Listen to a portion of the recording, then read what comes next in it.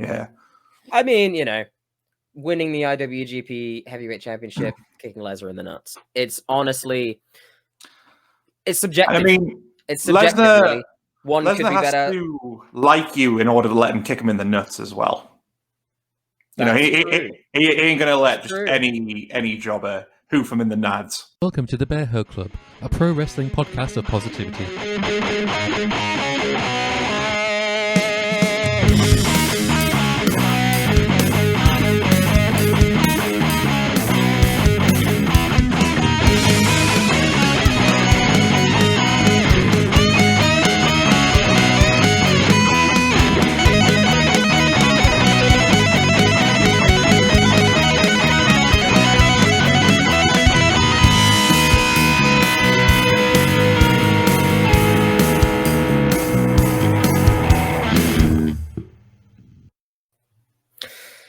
Hello and welcome to Wednesday Night Paw. We're back again on a Wednesday night.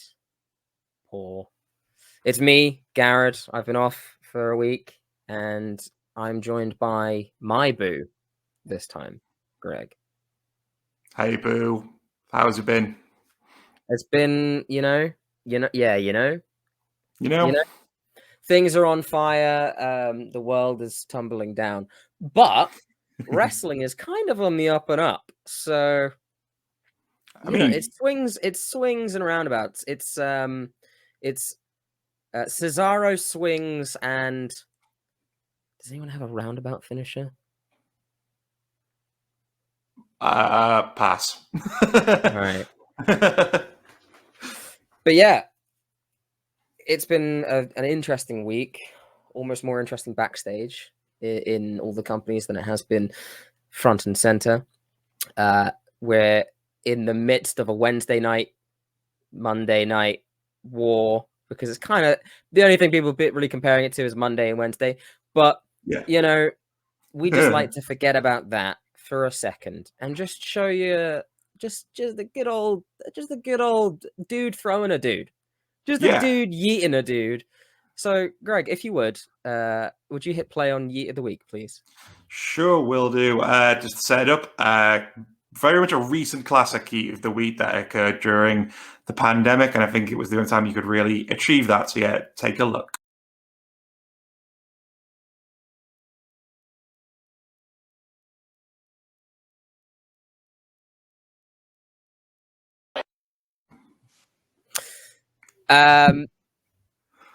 I have seen Keith Lee live, as I think you have as well. Yes, we saw him together when he teamed with Riddle against Mustache Mountain. You're right. That was a great match. I'm pretty sure I remember a pounce in that match as well. Am I going crazy? Oh my god, that feels so long ago, but I think it was literally 2 years ago.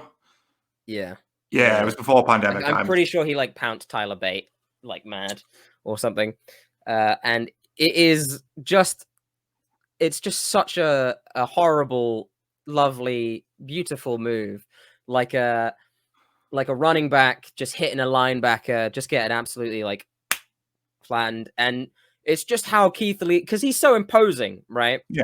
Which I guess is really going to help him now that he's a heel on WWE. The newly named Bearcat, which I believe is a throwback to an old wrestler.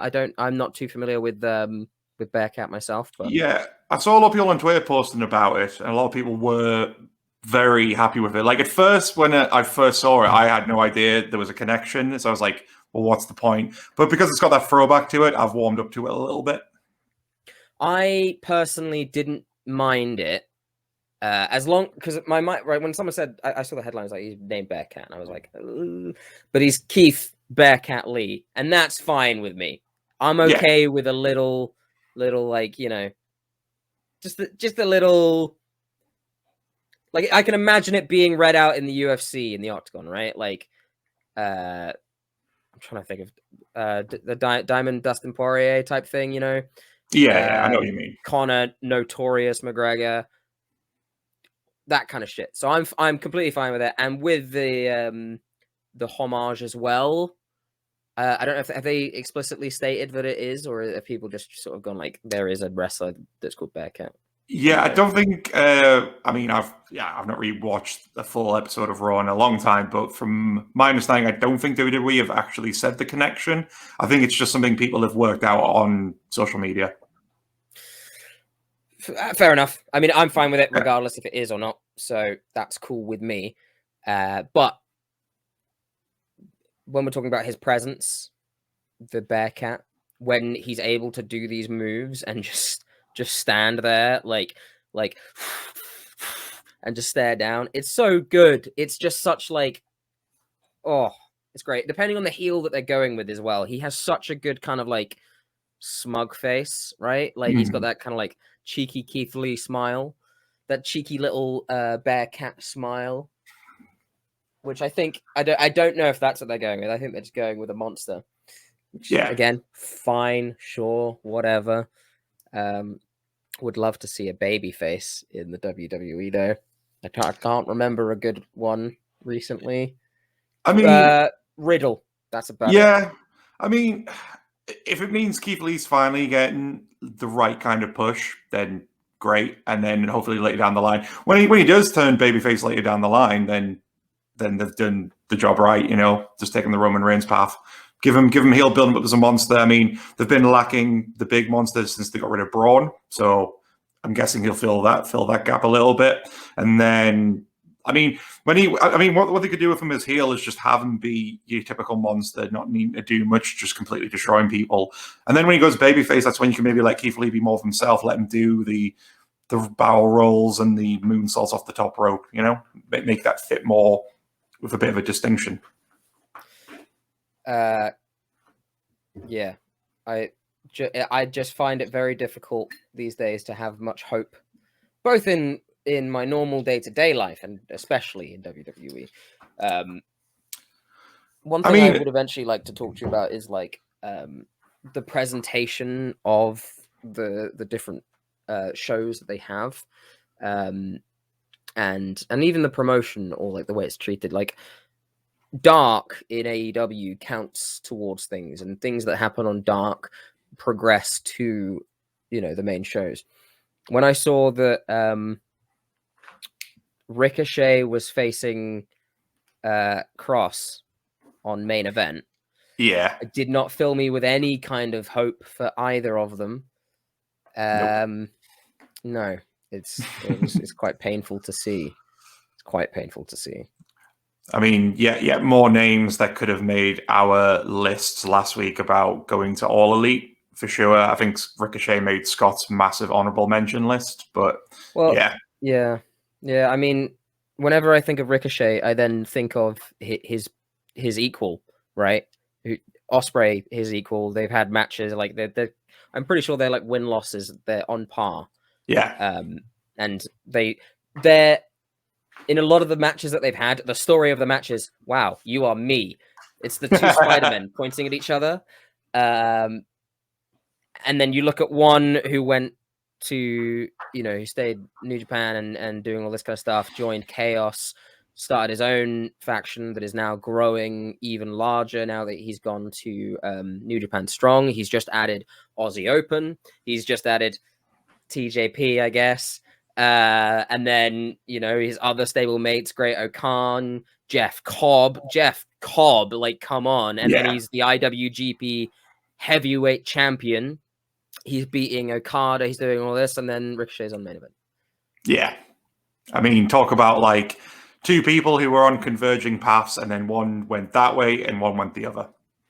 It started quite well. You know, he had some absolute bangers in NXT. I mean, if you think about when he debuted in NXT, it was that amazing 6-person ladder match. And I believe one of his first moves was just a ridiculous flip off the top of the ladder, just to show like, this is Ricochet. This is what he does. And then, NXT, completely fine.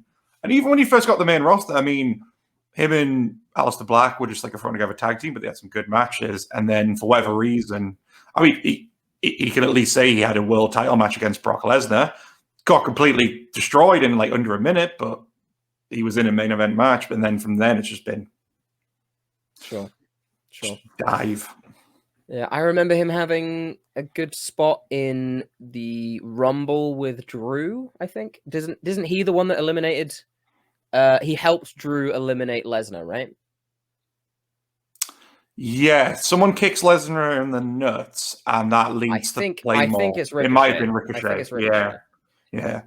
I mean, winning the IWGP Heavyweight Championship, kicking Lesnar in the nuts. It's honestly, it's subjective. I mean, it's subjective, Lesnar, really. One Lesnar could be has better. to like you in order to let him kick him in the nuts as well. He ain't gonna let just any jobber hoof him in the nads. Well, anyway, let's move on to what I hoped would be better pastures. Still is. And we're gonna go and talk about something that I never shut up about. Now, Greg, tell me something that I like, that I always go on about. Does anything? What's my main thing that I always go on about? Is it New Japan? Yeah, I mean, I guess they do a couple of things here and there. I like New Japan a lot. I mean, here's my Shingo Takagi shirt, current IWGP Heavyweight Champion. Another thing I go on about is tournaments. I fucking love tournaments. All right, I think tournaments are such a good way of telling multiple stories, setting up storylines, and then just having an amazing payoff. It's what you did with your toys as a kid. You'd have a Sting figure and an Undertaker figure, and you're like, well, God, these guys are going to fight. And then you'd put all of them together, and you'd find out who the best one was, right? Yeah. You'd do it in the games. You'd do it in everything. It's why the World Cup is the World Cup. It's why the Super Bowl is the Super Bowl. And it's why the G1 Climax is the Grand Prix of wrestling. It is the creme de la creme. Although this year it's a little bit lacking here and there. However, over the years, it is probably one of the most prolific and storied tournaments in all of wrestling. Yeah. You could have potentially put something on there like King of the Ring, but then it very quickly just became I am the king and you are not the king gimmick for pretty much everyone. And for some people it worked. For some people it does work.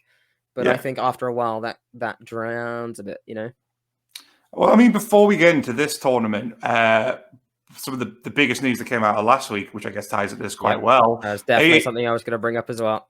Okay, well, we might as well get into it now. I mean, AEW No, you go.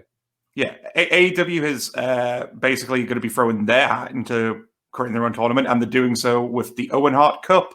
And I mean, this was like monumental news. I mean, other than the odd bit of merch, his family had more or less stepped back from wrestling.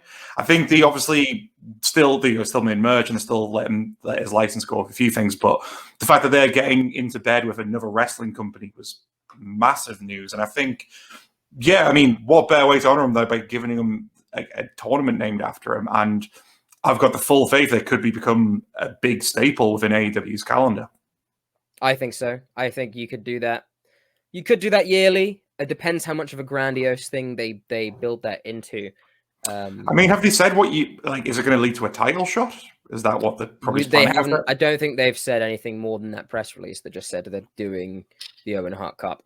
We have no idea whether it's going to become a round robin thing or whether it's going to be, like just a straight tournament 1-on-1 to the end. I'm always a big fan of the round robin type thing because it leads to this big, long, crazy thing. But however, when you've only got 3 hours a week, you've only got 3 hours a week, I suppose, to do this. A lot of other things and stories can get kind of drowned out. I mean, the good thing with tournaments. Well, actually, I suppose you wouldn't. Yeah, come on, you go.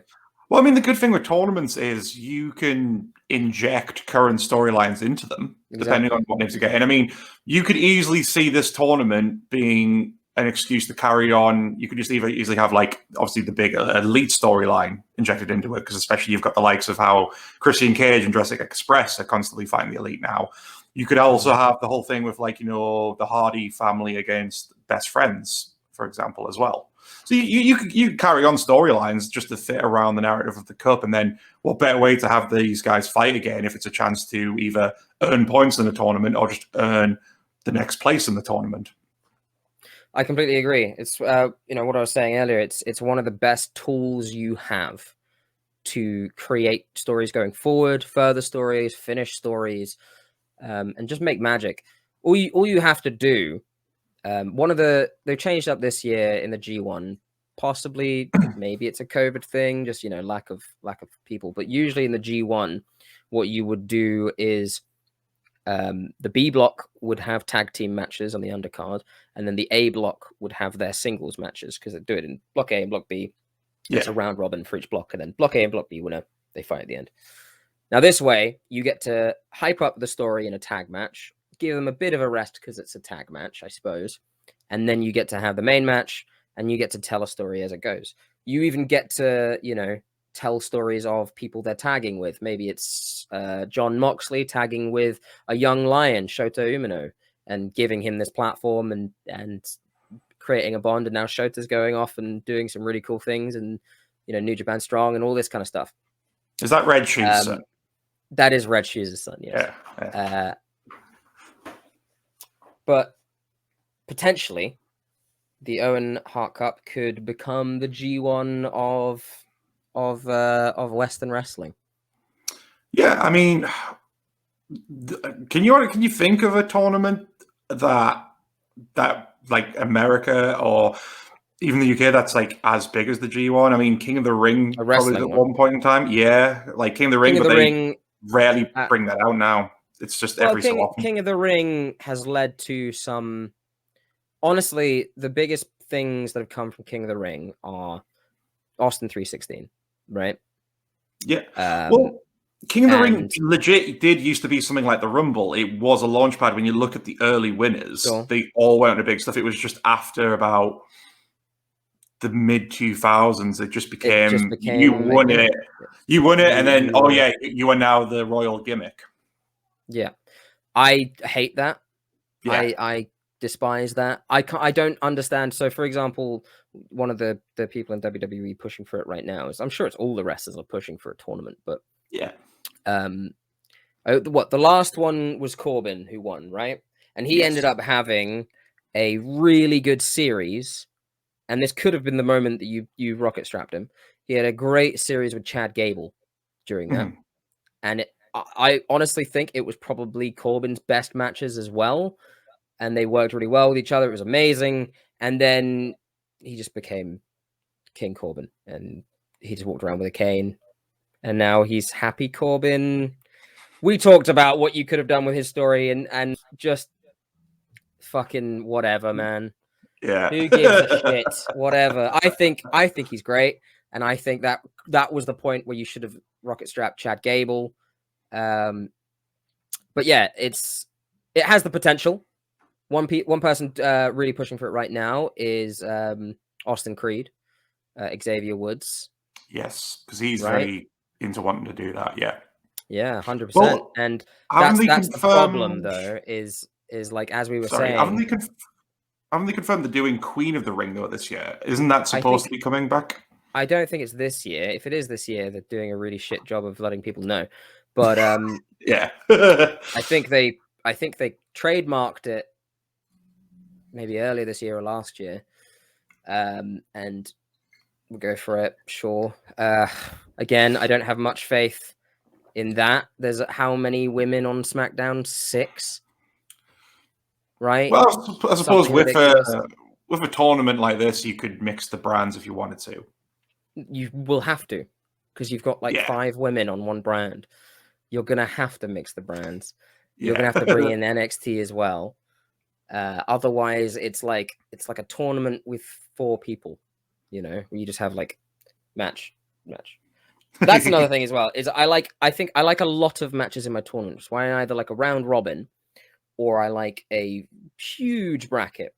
One of the greatest ones recently, very underrated, was WCPW's World Cup. Oh right, yeah. I say this. I guess that's not recent now. That's what, 4 or 5 years ago. Yeah, they've not done it for a while, but yeah, I remember that. Like, got a lot of buzz around it. Well, I think because a lot of WCPW that generally had such good buzz and fire about it, but it kind of burned bright and fast, really, didn't it? Sure, yeah. I mean, I understand why that company went under with something like the World Cup, where it's just like, fuck. Well, Rey Mysterio, I can't even remember who else was in it. Ricochet was in it. Osprey, I think. Did Angle take part in that one? Was that Angle? He was Angle, in WCPW. Yeah, he did some matches for them. I don't know if it would have been that though. His last match, I think, before he went back to WWE, was in WCPW against Cody Rhodes. Yeah, that was like a big thing they set up. Yeah, I remember that. I mean, if you want to talk about big tournaments that are based in the UK, the one that comes to mind, obviously, for us would obviously be Super Strong Style 16. Sure. Which I was absolutely heartbroken. I got tickets for when they were going to be doing the last one, and then that's when COVID hit. Because it looks like such a fun time. Like, they basically run theirs across 3 days, so it's like going almost to a festival, but it's wrestling, and you get to sleep in a nice bed because you have to leave. And that is, like, I guess, a good example of a tournament that had a lot of traction recently. Who knows if they're going to bring it back? Like, they're definitely not doing it this year, but I hope they do so, because they were one as well. Not only did they use their own homegrown talent, but they pulled strings with their WWE connection to get people. So in the last tournament, they had Kyle O'Reilly and Trevor Lee, who would then obviously become Cameron Grimes. And Darby Allin right before he went AEW and went all the way to the moon. Absolutely skyrocketing, yeah. And then they've also got their Natural Progression series, right? Yes, yeah, they do. Which is a really good tournament because it's a bit like what NXT does now with theirs. It's just called the Breakout Tournament. Yes. They just basically any new names that they can wrangle, and then that's how they can launch pad a brand new name to the brand. So again, just like NXT does. Well, there are a few others that come to mind that should come back and should be done again. I think Queen of the Ring is probably a very strong one that they need to just jump on. The Cruiserweight Classic, when Vince for a weekend decided that he wanted cruiserweights back, and then ever since it's just kind of been neglected a tad. That, you had people like Kota Ibushi come in. That's when you really saw the rise of like what the classic could be. I think TJP won. You had Zack Sabre Jr. as well, right? Yes, we'll be getting to him. But yeah, I think the gold standard right now, even though this year is slightly lacking, is the G1 Climax. Now, the G1 Climax has been around for quite a long time. While it wasn't technically always called the G1 Climax, it's gone through a lot of changes. It was originally called the World League. This was back in 1970s. 1970. I have my list here. I don't know what I'm trying to guess. 1974. Yeah. Now, if you don't know much about Japanese wrestling a while ago, it was basically the Inoki show. Yeah. Antonio Inoki, probably the most famous Japanese wrestler of all time. Well, you were either Inoki or Giant Baba, because obviously they were the students of, was it Ricky Choshu? Yes. Christ. Yes, one of the biggest early. One of the biggest early Japanese stars. He trained these two. They basically split off. Obviously Inoki did New Japan, Baba did All Japan, and then throughout the 70s and 80s, they were basically the big names. Yeah. Well, the World League saw Inoki win. How many World Leagues did he win? He won 2 of those. He won the first 2. And then Sakaguchi won the next 2. It then changed to the MSG League, which Inoki won 4 times in a row. And then we had the first ever Westerner win, Andre the Giant. Then it changed to the International Wrestling Grand Prix, and then we had another Westerner win. Would you like to guess which Westerner that was? Was it one Terry Bollea? It was a Hulk Hogan-y boy, yes.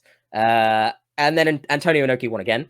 Then Andre the Giant won again, lovely. And then Antonio Inoki won 2 years in a row.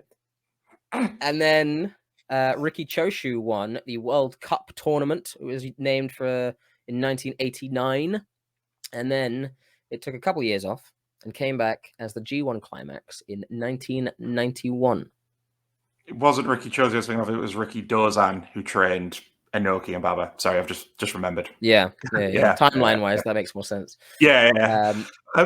So, like, question about all that. Yeah. Do the count, given it was under a different tournament, are those names counted as G1 winners? Like when it was rebranded, did they just count all those tournaments as one thing? Because obviously, when I was putting together the tail of the tape, it was hard to know, like, oh, did these wins count as G1, or did they completely count them as like their own tournaments, respectively? In their sort of Western video packages, they don't really talk too much about anything before it was named the G1. Yeah. I think they think of the G1 as its kind of own thing. But I suppose if you're just thinking about, Japan Cups, then you'd count it. But you probably wouldn't. You probably wouldn't put Inoki as any kind of G1 winner. No. No. I'm very surprised he had the restraint to not give himself a G1 win, because he was still somewhat active when it got rebranded.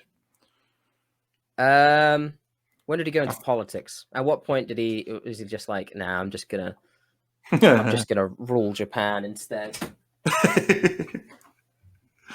Sorry, the dog there. Yeah. But yes, it became the G1 Climax, and then we had Masahiro. This is the time of Fujinami, Chono, Muto, people like that. Chono won twice in a row. Fujinami, on and on and on and on and on and on and on. And then we get down to sort of the era we're in now. Okada winning in 2012. Naito, Okada, Tanahashi. And then the first Westerner to win a G1, Kenny Omega. Naito, Tanahashi. And then we've had 2 years in a row of Kota Ibushi. And now it's now. And I have to say, as a big New Japan fan, as someone who has ended up liking the G1 more than I used to like the Rumble or something like that as a kid, like, because that's the only thing I can compare to a G1 in WWE. It's just like it's like the G1 in 40 minutes, where it's just like, okay, this person, winner, cool, done. As someone who really likes it, this year is somewhat a bit of a disappointment, I would say. You've got the only person who may have a claim to the IWGP title over in America right now, Ospreay. The Forbidden Door is open, and yet there's not really anyone on there. So in A block, I'll rattle through. We have Great-O-Khan, Zack Sabre Jr., Toru Yano, Kenta, Shingo Takagi, the current champion, Yujiro Takahashi, Kota Ibushi, Tanga Loa, Tomohiro Ishii, Tetsuya Naito. In B block, we have Jeff Cobb, Kazuchika Okada, Evil, Taichi, Sanada, Hiroshi Tanahashi, Tama Tonga, Yoshihashi, Hiroki Goto, and Chase Owens. Which, there are some big names there, but it doesn't really. I think, to me, it's a bit lacking. Yeah, I think the issue is because we've been talking about it a lot on the pod, and given, like I said, the Forbidden Doors open, it's like the names there are big names. It's just I think we were expecting a bit more surprises to it. Like, obviously, given the fact like Moxley was in the G1 was about 2 years ago before they had the lockdown. Sure. Yeah, so obviously it seemed natural with the Forbidden Door, maybe they could at least get 1 or 2 AEW names at a stretch. I think also the surprising thing is that they've left Ospreay out, because I mean, if you talk about a person who could have been an odds-on favorite to win it, this could have been the year, especially as he had to like drop out due to injury. It would have just felt like a natural thing for him to come back and possibly like just win the G1 and then go back towards pursuing the belt, even though they're doing this thing now where he's claiming to be the champion, even though we've got Shingo as the champion as well. In story, in what he's going with, the reason he didn't enter the G1 is because he says he is the champ. I mean, Shingo is also in the G1 though, so I mean, all right, whatever. But okay. if you want a Brit to win the G1, I have some good news, because I do think that this is Zack Sabre Jr.'s time. Okay. I think it's definitely the time that you pull the trigger, especially when you've got fucking, the Daniel Bryan Award winner can now potentially face Daniel Bryan. for those that don't know, the Daniel Bryan Yeah. Award is like the technical wrestler award named after Daniel Bryan when he was no longer able to wrestle or told he wasn't able to wrestle. And Zack Sabre Jr. has won that like every year because Daniel Bryan used to win it every year. We're going to get a match between those two. Will it be, an AEW champion, Daniel Bryan, against an IWGP heavyweight champion, Zack Sabre Jr.? Could it be in AEW? Could it be in New Japan? Could we have a series of 3 where like it's one here, one there, and then the Wrestle Kingdom finish or a joint card finish? Point is, very excited about that. I also think he's going to win. Here's the current standing, by the way. I did actually read them in standing order, but I'll give you the points. In A block, the Great O'Khan, who is part of the United Empire with Jeff Cobb and Ospreay, he has got 4 wins, 0 losses. He is on 8 points. Sabre Jr. has 6 points with 3 wins, 0 losses. Toru Yano is on 6 points with 3 wins, 1 loss.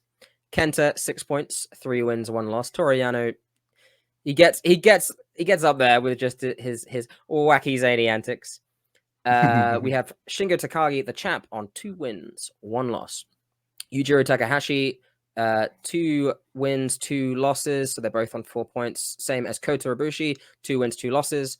Tangaloa, 2 points, 1 win, 2 losses. Tomohiro Ishii, 2 points, 1 win, 3 losses.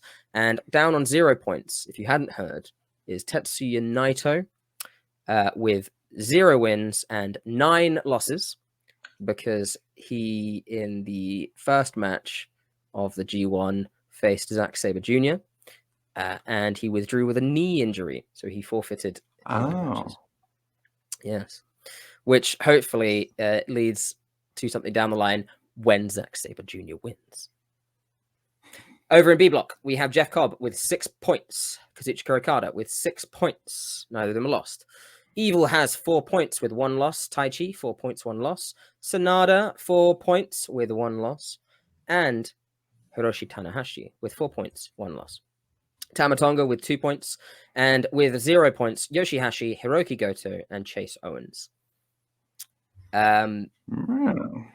There's stuff going on. We've had 5 nights at the G1 so far. The way it works is you only get A block fighting on one night or B block fighting on one night, usually. They this year aren't doing any tag matches. It's just like 5 matches and then maybe an undercard type of match going on. The first night, like I said, had that Tetsuya Naito Zack Sabre Jr. match. It also had maybe my favorite of the tournament so far, Shingo Takagi against Tomohiro Ishii, which was pretty mad. Not gonna lie to you, it was really good. But yeah, I guess the talk of that night really is Sabre Jr. beating Tetsuya Naito. The match was really, really good. I'm trying to think about when. Yeah. Is the knee injury like legitimate, or is it like a storyline one? I think it's legitimate, yeah. Because I don't think New Japan usually leans on like a person being injured for a story, really. Usually it's actually happened, right? Yeah, I mean, he was able to... He was helped to the back, and he, it wasn't like... I mean, it was a ref stoppage. He tapped out after the fact. Right. And I mean, what was it? He finished in an octopus hold, which I don't think was on the leg. So maybe he was like, "Stop hurting my leg," type thing. Yeah. Or was it an octopus where he was holding the leg as well? I don't know. I can't remember. Anyway, he sold the knee. I think it's a legitimate injury,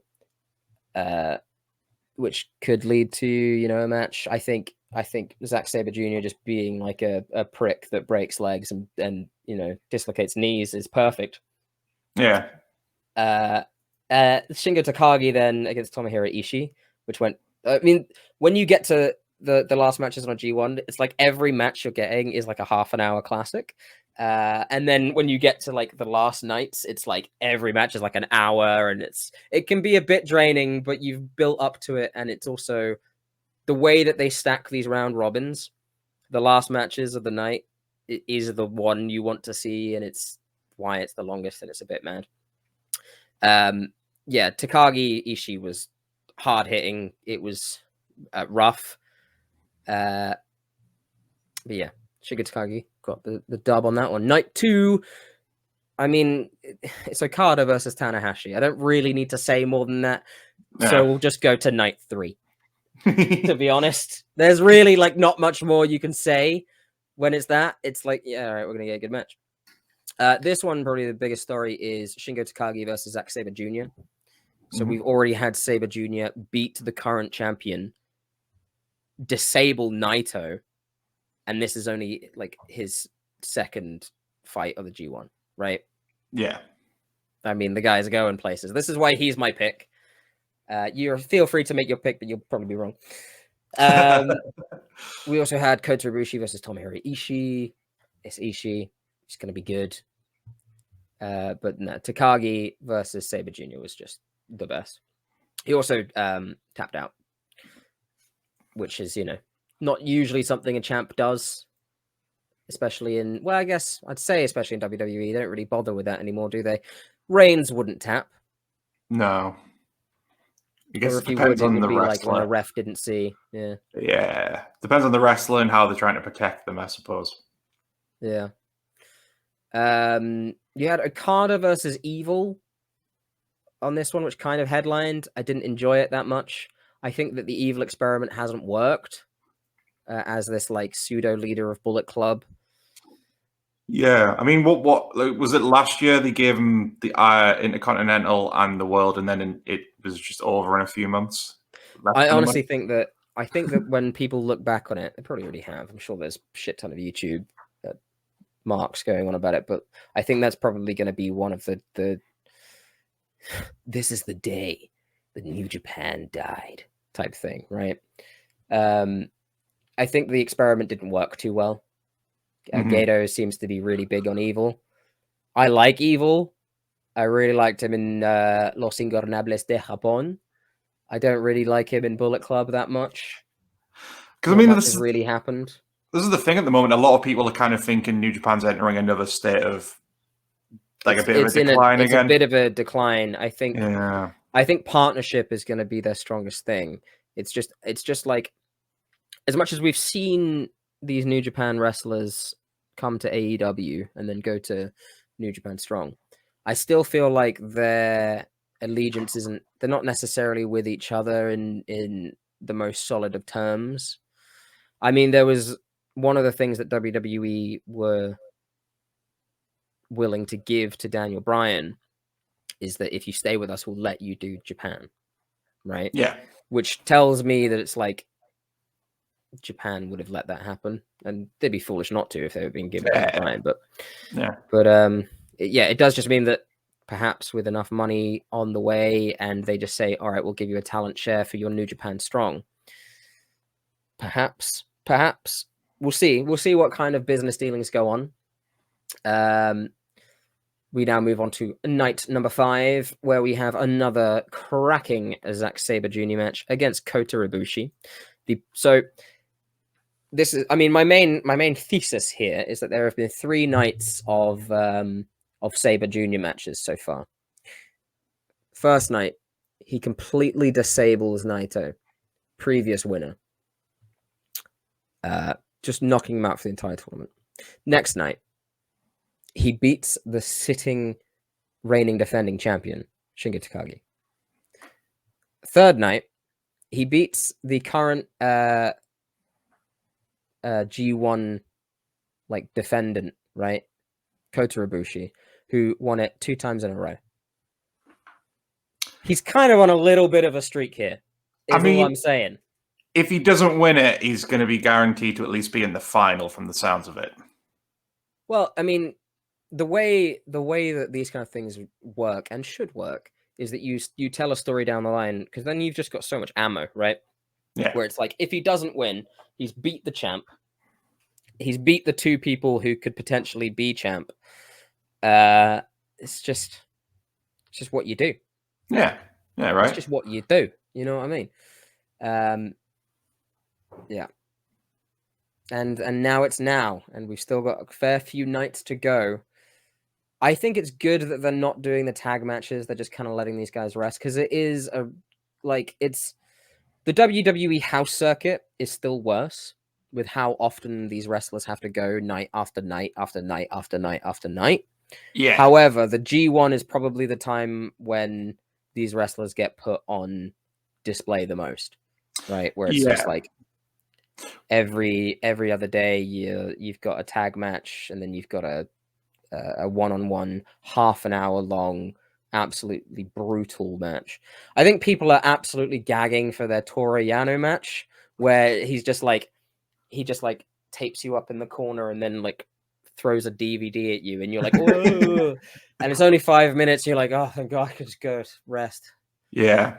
Well, I mean, here's the thing. No one's going to deny that the WWE house show circuit is brutal, but at least at house shows, they're just given freedom to do what the fuck they want. So if there's one night where a wrestler's like, you know what, let's just go out there and do some really silly shit, they'll do it.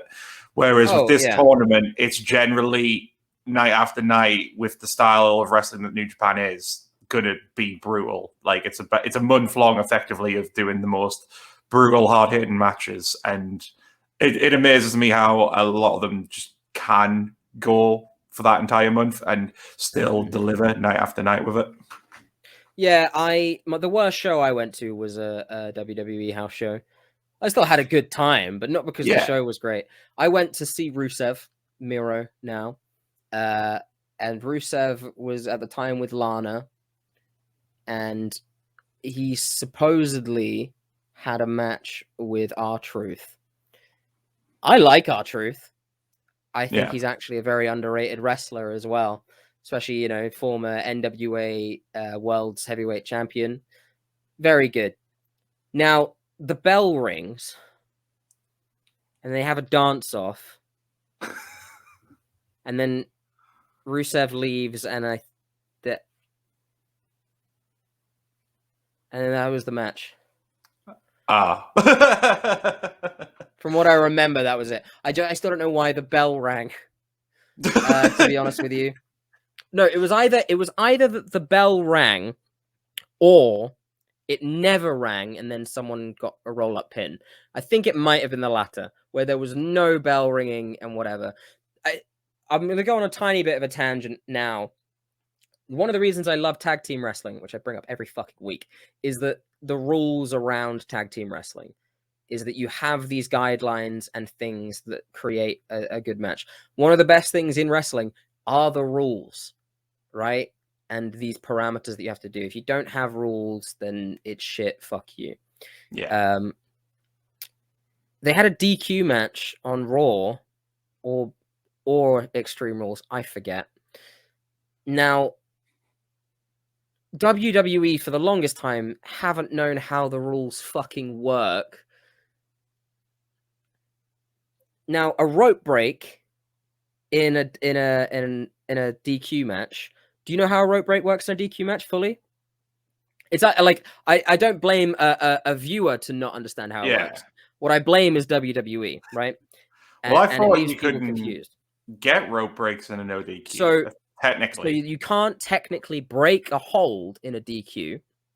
However, if you're holding the ropes and you tap or whatever, or you can't. The way a rope break works in a DQ, no DQ, is that you can't get a fall when they're in the ropes, right? So you can't pin someone in the ropes, you can't tap someone out when they're in the ropes, but there is no rope break, and yet they still fucking call it, and it's just the fucking worst. Now you can get a fall in a no DQ match when it's a falls count anywhere in the ropes, because it's the falls count anywhere, so it doesn't matter if they're touching the ropes.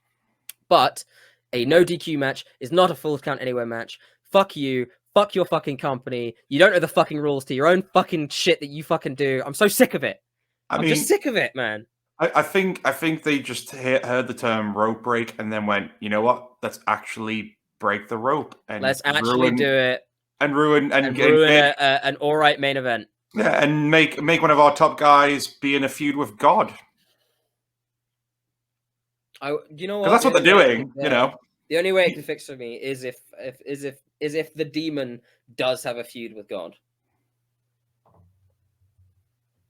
But is it flawless? It is not flawless, Will. It is not flawless. Absolutely flawless. Yeah. But now we've talked about G1 past, we talked about G1 present. Let's talk about G1 future. All right. My personal prediction is that Zack Sabre Jr. is winning this tournament. I think he's going to go against. Probably the final will be Okada, I would assume. There's a bit of a story there, a bit of a history between the two. That just makes sense to me.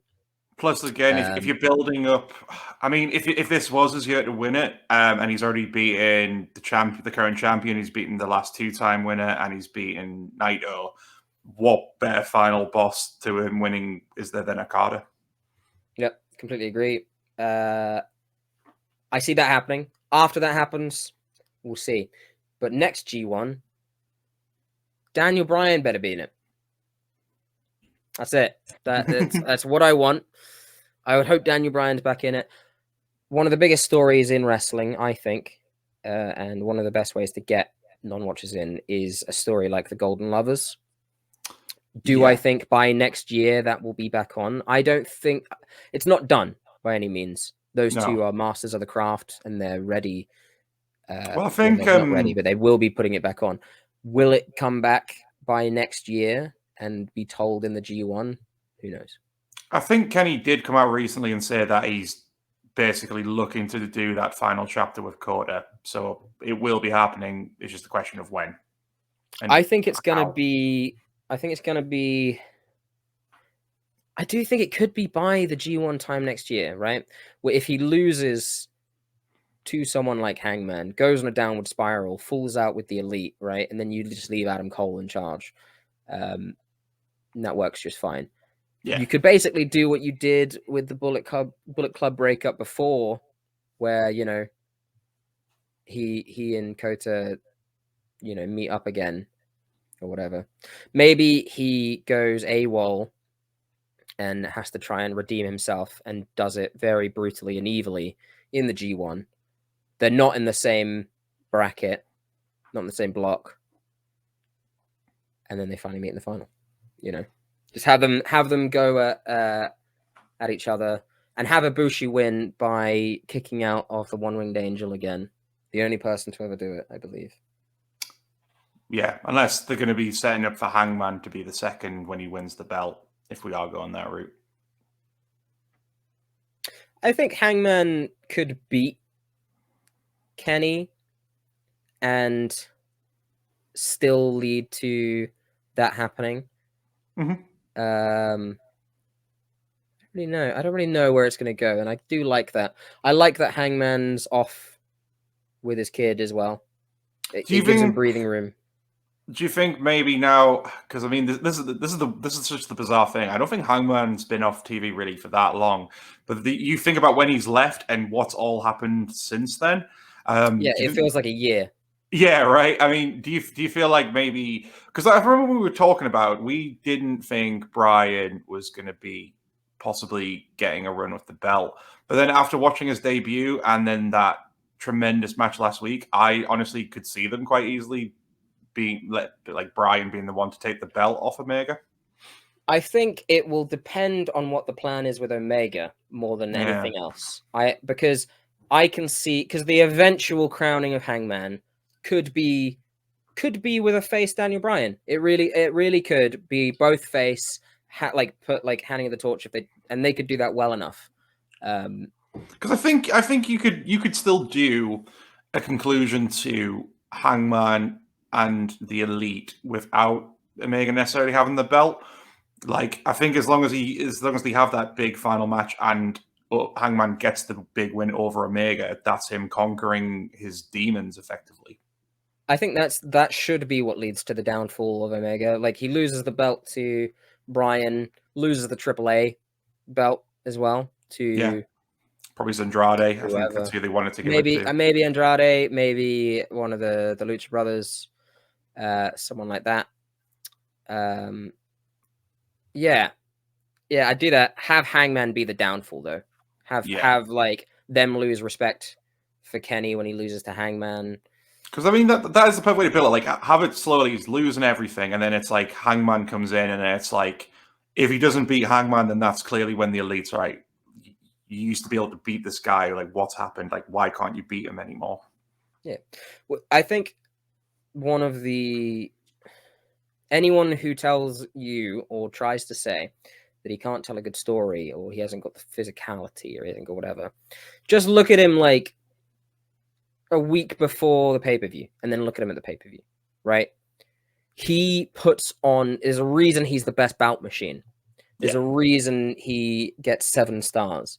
He has this, he's like a god, he's like a fighter, right? He is like a fighter that comes out during a stare down as this cocky shit, and then when he goes to fight, he like gets in a completely different headspace, has a completely different look, attitude, the way he walks down to the ring.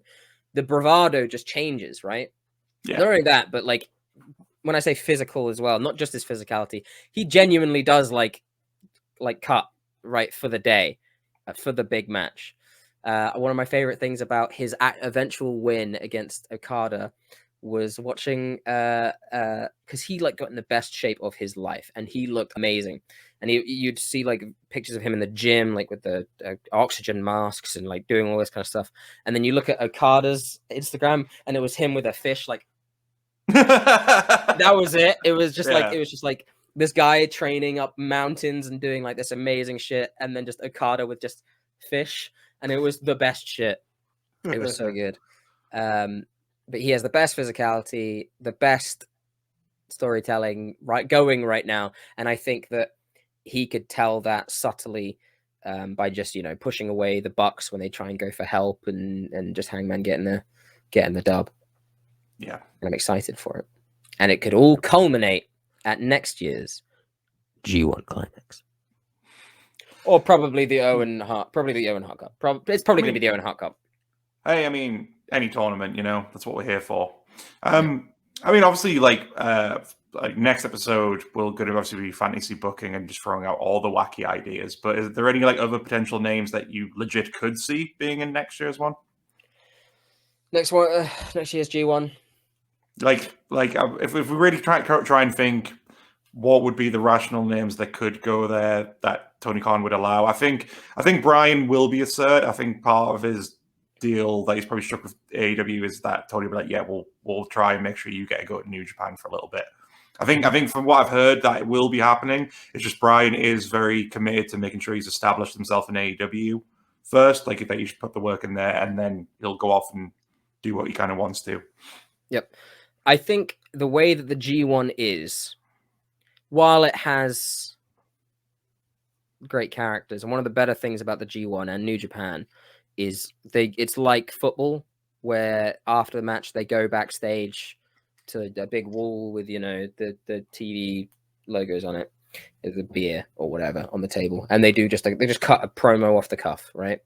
And all the English wrestlers and American wrestlers just fucking swear up a storm because it's Japan and it doesn't matter.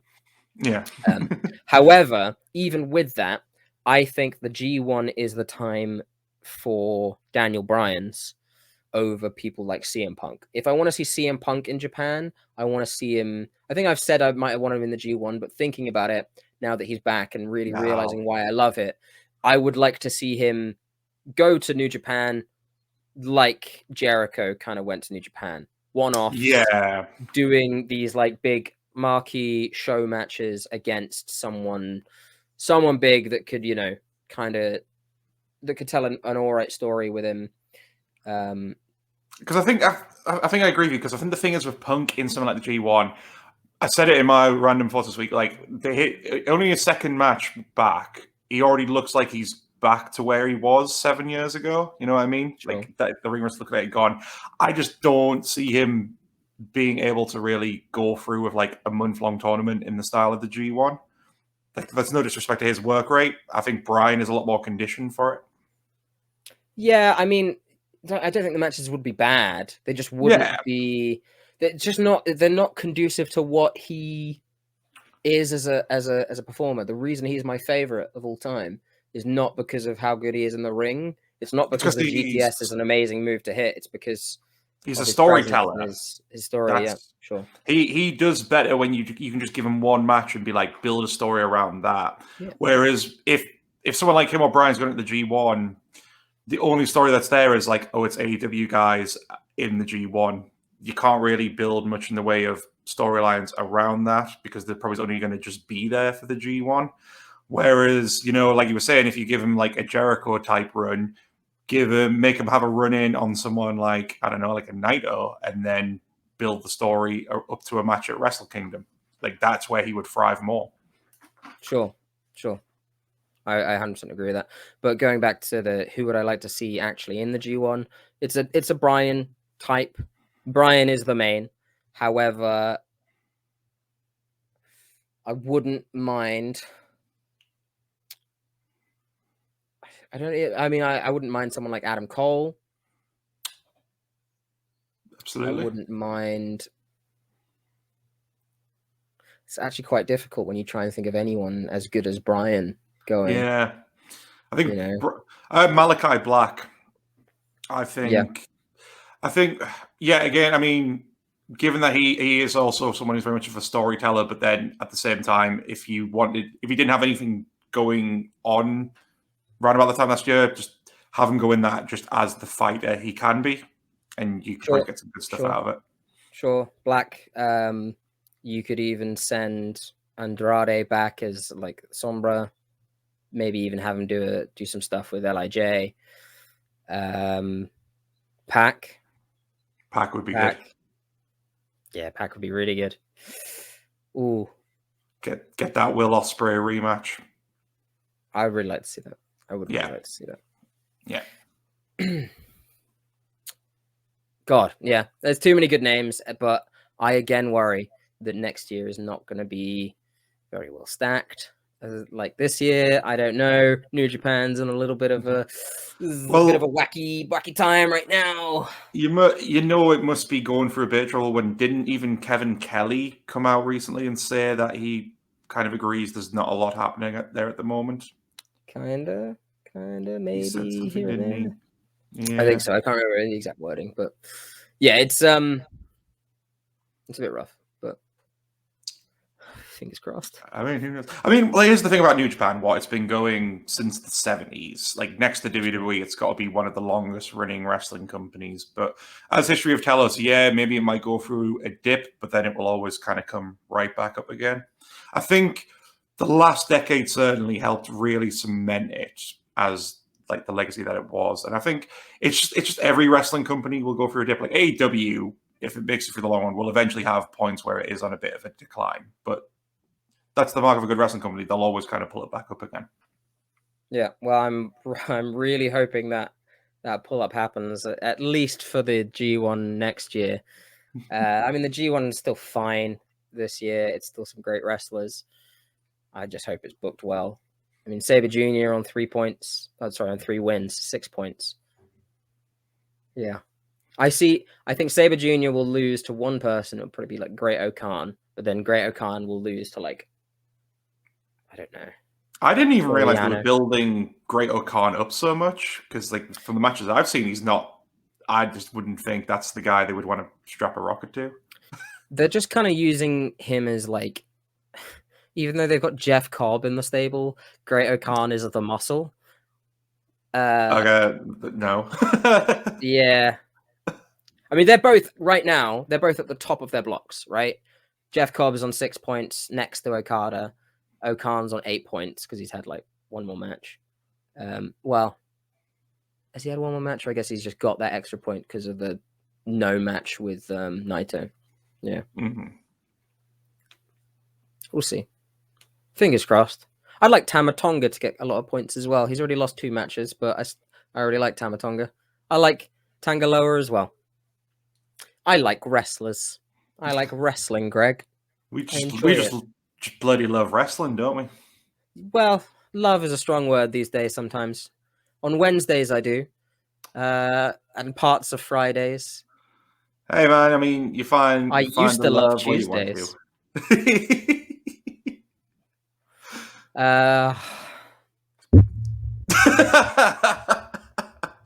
I'm sorry, but you've broken me. I mean, okay. Well, I mean, because maybe I don't know why we'll bring it up. Like quickly as a side note, what are your overall thoughts of the NXT 2.0 other than that little head drop you just did? I like new talent. Mm-hmm. There is a lot of new talent. They are going for a lot of these new talents as sort of homegrown. I think that there, at the moment, for me, I'm seeing too much of the normal WWE shit. Yeah. Bron Breakker being called Bron Breakker instead of Rex Steiner is one of the most ridiculous things. I mean, have you seen...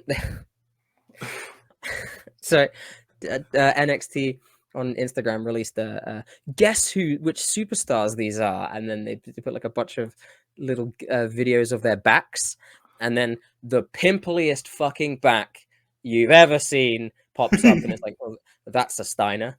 Okay, all right. It's just like, if you can tell it's a Steiner by his back, just call him a fucking Steiner. Yeah, you know what's really confusing about this Bron Breakker Steiner thing is that I think commentary have been told they're not allowed to say that that's Rick Steiner's son. And then on top of that, Vince has apparently said he'd be open to Scott coming back. So is it going to be like a friggin' Natalia Hart scenario where she comes out with Brett rather than a dad? So Bron's going to come out with his uncle rather than his actual dad. I genuinely think really weird. I think that Vince just gets blindsided by a lot of this thing and just thinks that Scott is the big name, so we must do him instead. Yeah, it's so strange. It's so strange. Yeah, but I mean, Rick. I mean, fair enough. Scott is the bigger name, but I mean, Rick was hardly. I agree. Trust me, I agree. Yeah. But I'm sure probably one of his favorite promos of all time is the 33 3/3 chance of fucking the shit. The thing is, they'll have Bron Breakker do all of the Scott Steiner lines, and just he will come out and do a math promo.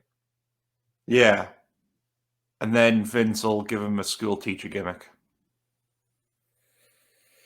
It's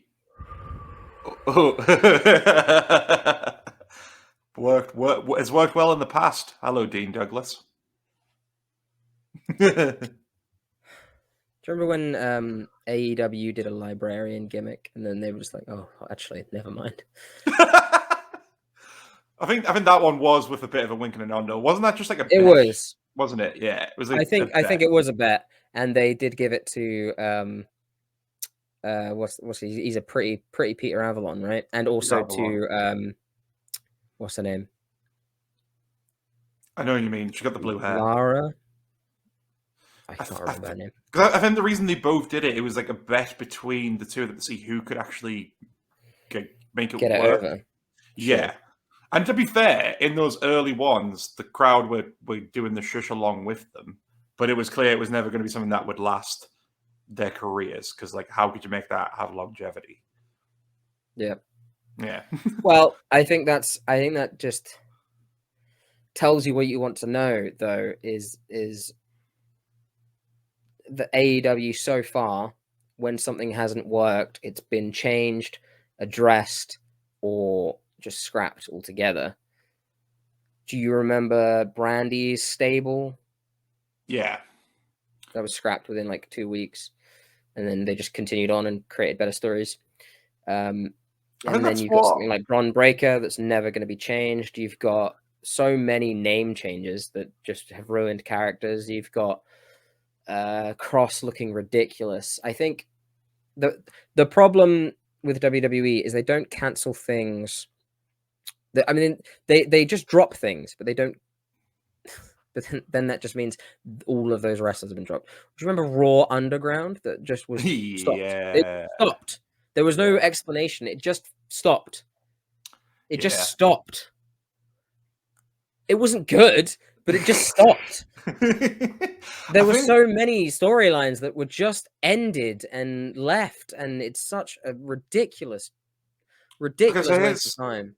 Here's the difference between the two. AEW will stop something if they're aware it's definitely not working, and they will at least take a bit of ownership. Whereas on WWE side, it will only stop if Vince doesn't think it's working. Yeah. So you could have something that's completely garbage, god awful, the fans are booing, and Vince could keep that going for months until he suddenly thinks, yeah, you know what, I don't like that anymore. Let's not do that anymore. Yeah. That's the way it works, with them. It's Vince's Works is a very loose term. Yeah. I mean, it doesn't matter. It's a corporate entity. They get money from their shareholders. It's why they cut talent every April. It's why they'll do it next year, and it's why Brock is doing a Saudi Arabia match. Yeah.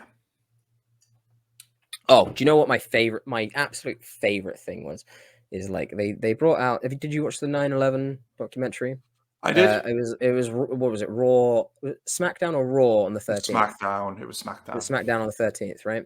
Yeah. And I watched that, and I was like, you know what? Very good. Obviously, it's still got a hand of WWE. Like, look at how much of a difference we make and whatever. Yeah. That came out, and then they announced that they're doing Saudi Arabia. Okay, and then there was the 4-way women's match that was cancelled on the SmackDown of 9/11, and they didn't let Zelina Vega go out, whose dad died in the towers. I can't even. Talk about having something that was gift wrapped for them to be like, big, powerful moment, and then they just went, nah. Well, aside from the fact that it's like a nice gesture and a nice thing to do, it's also a women's match that just fucked off with right. some tremendously like good women in it, and it's like just.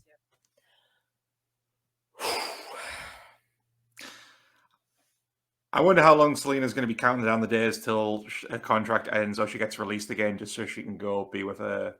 She was released and then she was brought back within like 3 weeks, right? Something ridiculous. I mean, from what I've heard from podcasts and stuff, it seems like she was literally just going back there because Alistair was still there, or Malachi, and then literally, I guess as soon as she signed the paperwork, he was like, "Oh yeah, I'm getting let go now." Yeah, well, there's a whole contract mix up with him as well. Yeah, where he like actually didn't have 6 months on it or something ridiculous. What a shit show! Like, come on. The writers don't know the WWE champion's name, and the fucking lawyers can't even write a contract. Just come on. It's just falling apart. I just don't understand how it's a testament to how corporate America doesn't work in the WWE have made money. Yeah, that is just a testament to how capitalism doesn't work. Well, there you go. I mean, just let them sell it off. Like, give it to Disney. Can't be any worse, right? I watched like 3 things on Disney today. I watched What If, I watched Why the Last Man, and I watched Free Guy. And I would love to round that up with some Bron Breakker. I mean, okay, when you put it like that, I mean, but like think of it this way: imagine you could go from watching The Simpsons to Aladdin to then watching a classic NXT match. See, okay, well, classic NXT match is good. The way I see it in my head is just like I rinse out SmackDown with some Simpsons. Yeah, okay. If you're watching the current stuff, but then I don't know. I just think it'd be the coolest and funniest thing if you could like have again, you're watching something like Toy Story, and then it's like, you know what? I want to go back and watch some vintage '90s ECW.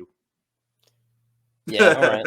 Yeah, it'd just be it's somewhat all in one place. It'd be ridiculous. I think you don't even need one subscription, man. Well, the problem with the subscription right now is that the only reason I have it is because we do this fucking podcast. Oh, honestly, like we posted on Twitter the other day, legit, because I can't remember what you posted about, but I was like, sabbatical from WWE ? I think it was Cross and Ricochet on main event, and it was like, I can't do this anymore, man. I can't do this. We should just legit, just like, because they're not here, just let Jason Scott be the WWE correspondents, and we'll just do the other It's stuff. why we need Z on. He'll watch it. Yeah. He likes it. How about this? We'll his have stomach's Z. We'll just have a new segment where it's just Z at a news desk running through the WWE news for us really quickly. I like that. Yeah, Then, right. then it will be a podcast of positivity. That's what we're all about. Right. Well, I think that rounds us up pretty well. Yeah. Does it round us up positively in the end? No. But a positive note is the British Zack Sabre Jr. is most likely going to win the G1 Climax. I'll eat those words in like a month, but fuck. He's just so good. The Daniel Bryan Award winner, Zack Sabre Jr., will eventually face Daniel Bryan. Will he do it with the IWGP World Heavyweight Championship? We'll find out. We will indeed. The British are coming. The British are coming. Well, yep. If we want to run through the plugs real quick. Oh, I will. We have been the Bearhug Club podcast, and you can find the Bearhug Club podcast at that on Facebook and YouTube. You can also find us on Instagram at Bearhug Club Pod or Bearhug Club on Twitter. I mean, you're watching us on Twitch right now, so you know which one that is. I have been Garrod. He has been Greg. And this has been the G1 Climax. Thank you very much. Oh, and also, buy the t-shirt. I have a shirt. Buy the t-shirt. And also, you can find us at thebearhugpod.wixsite.com/bearhugclouds for all the wrestling musings, matches you need to see and whatnot. I think we should get a few more matches you need to see down later these few weeks. Definitely try on it. As always, if people have suggestions, let us know. We'll try and get to them for sure.